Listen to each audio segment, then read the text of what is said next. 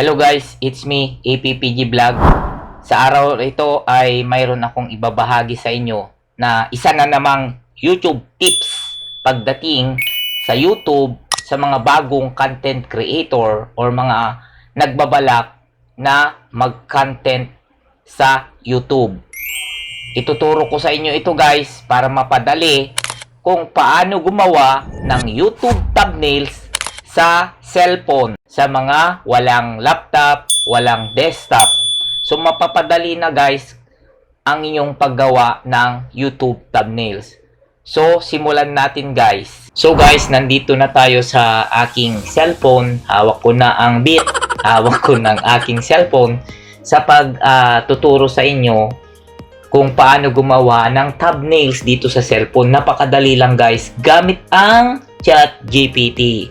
So, i-click natin. Punta tayo sa ating Google Chrome. Yan guys, no?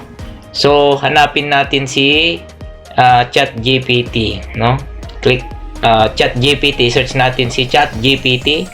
And then, itong ChatGPT na ito guys, no? Ito. Yan, click natin. And then, nandyan na si ChatGPT. Ngayon guys, hintayin lang natin si ChatGPT na mag-load ng maayos. So, i-click natin yung desktop site. So, nandito na tayo si ChatGPT na guys, no? Click natin yung desktop site. Then, click natin to guys. Add photo. Yan. So, mag-add tayo ng photo, no? Punta tayo dito sa may media faker. Yan. And then, ang sunod na gagawin natin, punta tayo sa ating ito, picture na ito, pangapat, ito, yan. Click natin yan guys. And then, select sa taas. Ngayon, yan, na-upload na guys. And then, palakihan natin, no? Yan, palakihan natin. Na-upload na yan. And then, i-click natin. May ipipaste ako dyan.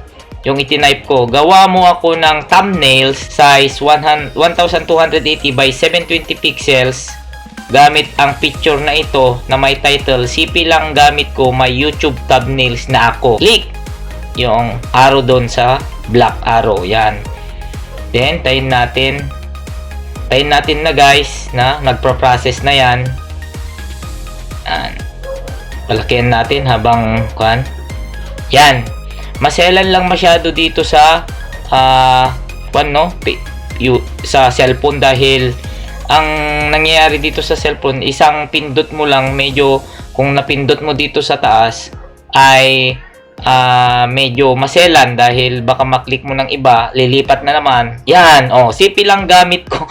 'Di ba? Nakapakadali guys, no? So, yun napakadali guys. Nandito, 'di ba? So, ang gagawin mo ngayon guys ay i-click mo ito, no?